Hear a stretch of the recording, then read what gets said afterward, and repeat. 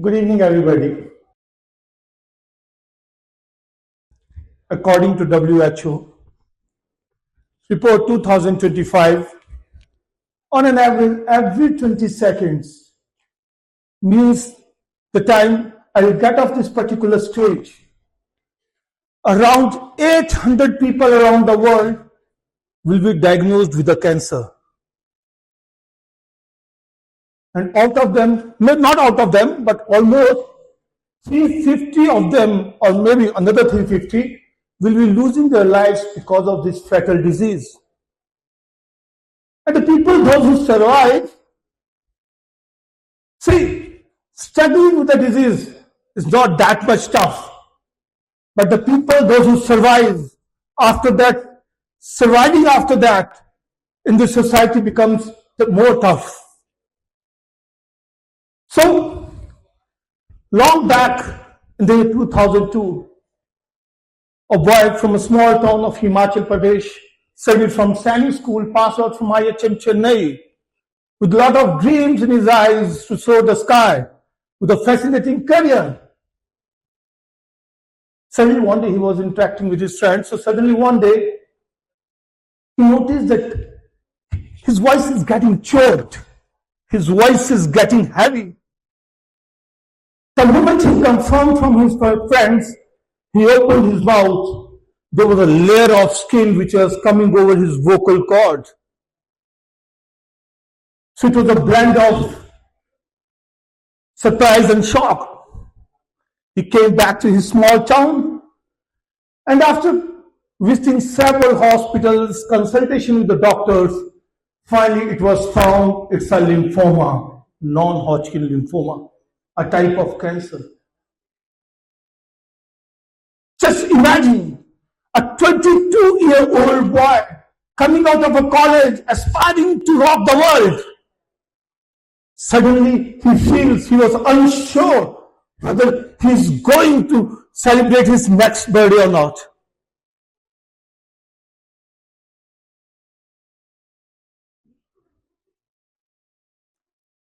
So first thing, when it was diagnosed, the first thing he asked his doctor, is it curable?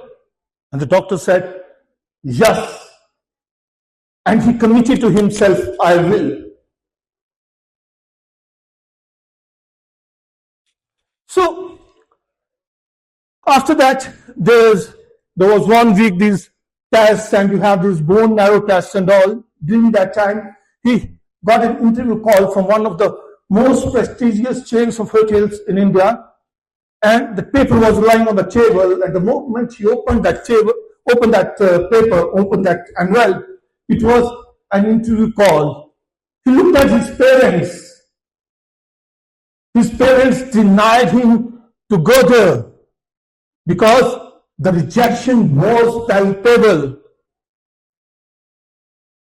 The only thing that came into the mind of that boy was, I should do what I meant to do. He felt, don't die before you die. Till the moment you're alive, you should do what is meant to be done. And the boy went for the interview. Obviously, he was rejected. It doesn't matter. So another big shock was, someone in the college, like it happens with most of the people, someone in the college who was swearing to spend life together suddenly started disappearing. So that was also a shock to the boy. So things started like that, and on his 23rd birthday, the boy had a first shot of chemotherapy. And the moment he entered the hospital, he saw people around the hall where people were given chemotherapy. The moment the poison was entered into the veins,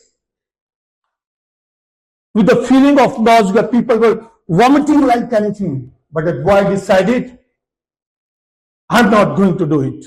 I'm not going to do it. And the moment the treatment started, and doctor started inserting or injecting that poison, boy looked at the doctor and he said, "Doctor, what are you doing at the weekend?" She also smiled. So he said, let have your injection first, we will see after that. So he created that environment of being calmness. So, like diverting your attention from the pain doesn't mean that it reduces pain or you don't feel pain. It means you get that strength of beating that pain. And after that, see, the poison which gets into your body, for a few days nothing happens, but just 1 week after that, the poison started showing its color. The boy was just moving his hands over his signature curly hair, and suddenly the hair came in his knuckles. The boy didn't panic. He knew what to do. Straight away he went to the hairdresser and asked him to shave him off. He tied a cloth over here, worn a cap, and started moving out. And people became judgmental. कहते यार ये क्या क्या करता रहता है, कभी क्या फुकरा बन गया है लड़का. People were judgmental. Nobody knew what's happening around. We should not react to the situation instantaneously. We should analyze something before speaking something. So things went by like that, and it was like 21 days interval of chemotherapy. And one day when he was coming back from his treatment, on the way he halted for some time for dinner. And after the injection, the feeling of nausea is always very high. And the moment he came out of his car, he started vomiting like anything. Holding his stomach, he started vomiting. And people around started whispering, यार अगर लोगों को पचती नहीं है तो लोग पीते क्यों हैं? So the driver who was accompanying a little aged man, he went to them and he told them the reality. And suddenly there was a paradigm shift.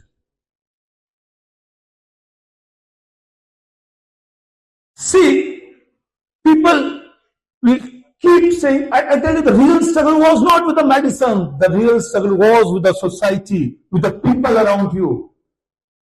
That was the time you need to go through good books. We need to learn about the people, those who have come out of those adversities. During that time, the boy read a story of a person in America. He was also suffering from an incurable form of cancer, and doctor advised him to go home and rest. But what the boy did, what the man did, he just imagined the game of Star Wars in his mind, and after that, he made his white blood cells to attack those cancerous cells. And to everybody's shock, after 2 years, he was completely curable. I don't know whether this story is true or fake. I'm not sure about it. But I know one thing, that this story brought a level of hope into that boy. So this was the second phase, what happened exactly. Now then it moved to the third phase of life. The world is not cruel actually. The world is not cruel, but it's ignorant. The world is not cruel, but it's ignorant. The moment the treatment was over, so he started moving out. So there were some rumors or prophecies among the people. And most common among them was, after the treatment, the growth of the cells is stopped and the person can't have a happy married life. He couldn't be blessed with the children. Who will marry this wife? What is this? What may be his future? So what are the people that say we should? that we should not give ear to that, because we as a human being has this ability that what to accept and what not to accept. So whenever we are in adversities, it depends upon us what we are accepting and what we are not. So that is a time when you have to activate those cells of only accepting the positivity in life. So this is what happened. So there's a moment when the time came after a few years of that. See, this is something, the social stigma of it doesn't leave a person throughout his life. Now, I'm talking about around 24 years back. I'm talking about 24 years back, when people were not that much aware of this particular disease. Even that boy, after even getting treated, when that boy went for the interviews to the different hotels, and they asked him, like, you got a lot of potential, why didn't you join any hotel for the last 1 year? He said he was true to himself, and he told them that what he was suffering from, he was rejected. And the boy said that was the biggest achievement of my life, that I was rejected. If I would not have been rejected, I would have never thought of becoming an entrepreneur. So he started doing something at his own. So I told you, this social stigma never leaves you. So even after that, it was around in the year 2006, somehow that boy got engaged. That boy got engaged, and on 8th May 2007, he was about to get married.